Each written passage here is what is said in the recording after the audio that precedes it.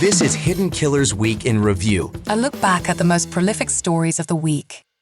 This is the Hidden Killers podcast with Tony Brueski. Featuring author, psychologist, and daily contributor, Siobhan Scott. We're learning more and more about the Frankie family. Ruby Frankie, Kevin Frankie, and then, of course, the crazy, wacky neighbor, Jody Hildebrandt. It could be a sitcom, really. It'd be interesting to see who would play these parts. Unfortunately, it's a horribly tragic story involving just sadistic child abuse. And we've learned so much in the last week as a big document dump and data dump has come out, seeing some of the police cam body footage and what these children were enduring in that home. I mean, the first thing that came to my mind, Siobhan, was like Auschwitz type, these emaciated children locked in closets. And just, I don't know. I don't know how anyone as a parent would look at this and go, oh yeah, this is how I should be parenting, or as they've been doing it. God's will. This is the direction that we should be going. I want to talk about Kevin because he said some interesting things, but let's first talk about some of that footage that we saw. What on earth is going through someone's mind to allow them to treat their children in such a way and see them breaking down to the level that they have and just keep going forward as this is the way to go? It's profoundly disturbing and, hard to understand.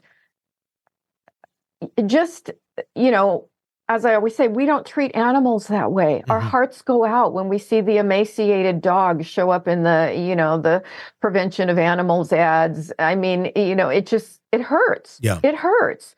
And so what is missing in a person that they don't have the normal response to seeing their kids suffer? Exactly. And what I'm kind of shocked by is I've listened to all the Ruby phone calls, and the initial ones were very much, I'm so misunderstood. Nobody gets me. Nobody understands Jody, poor Jody as well. And by the end of the phone call log of stuff, she's very much on the opposite end of it going, did you see they arrested Jody? Yeah, I'm so glad I'm not by her anymore. Can you talk to that at all of just how one can flip their outlook so quickly, but yet stand by this horrible behavior and still believe it, but then kind of slowly drift herself back away from it? I don't know if it's an act or this is some sort of messed up mental state that one is coming out of. Yeah. We definitely, as we've talked about, there was a cult process going on with Jody as a cult leader. And she clearly had been influencing Ruby and Kevin, but I think they both had their own pre-existing personality problems, which made them vulnerable to someone like Jody. And Ruby, this is where there was so much flack from her YouTube channel, had been inappropriately parenting, withholding food, actually engaging in behaviors that were very cruel. She didn't have a sense of empathy for her kids. Who withholds food from 6 and 8 year olds? Yep. So her thinking was off. And her sense of attunement and compassion for her kids was off. And in one of the interviews I watched about Kevin was saying, oh, well, I fully supported the discipline, when they were going through this 8 Passengers YouTube show. And he was backing her all the way. So you had a pair of people, a mom and dad, who had a missing piece from the beginning. And I think that then allowed them both to be more vulnerable to Jody. And Jody was clearly sadistic. There was so much wrong with her. Let's talk about the interesting dynamic there and about Kevin a little bit in this case of Ruby Frankie and Jody Hildebrandt. One of the things I've been finding interesting is just knowing how the Mormon belief system works is the male is usually the head of it. What they say goes. It's how their doctrine and such works. That's not been the case here at all.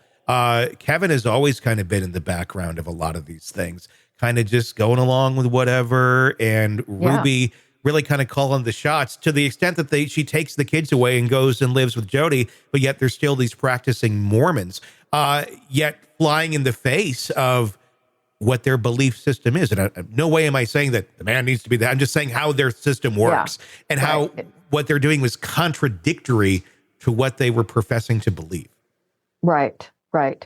It's really interesting. The thing that I thought was so profoundly bizarre from the beginning with this was the fact that he had moved out of the home and disconnected completely from his children. You're a dad. How many of us could do that? My kids are in their 40s and I still call them once a week, just to know how you're doing. Yes. And it's bizarre that he would go along with this plan, apparently dictated by Jody and then demanded by Ruby, that you go away.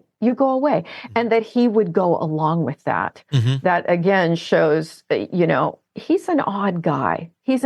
Obviously a really intelligent guy. He's got money. He's, socially got some power. He could do basically anything he wants. He could have fought that legally. He didn't have to agree to that. He didn't have to move out of the house. But there's this bizarre passivity with him. And I found him in the interviews with the police, I found him odd. I found him kind of concrete in his thinking and just a strange guy. Being that there was no legal reason why he wasn't seeing his children other than he just didn't and thought that he had to somehow appease Jody and Ruby to get back into their lives. I mean, it's very bizarre, and it makes you wonder how much control. I mean, she clearly did have control over him. And Jody certainly did as well. Sick of the ads? We are too. Start listening with no commercials now and get access to all of our episodes in advance of everyone else. Become a True Crime Today Premium Plus subscriber on Apple Podcasts. Search True Crime Today Premium Plus on Apple Podcasts or go to our podcast page and sign up now. True Crime Today Premium Plus. Sign up now.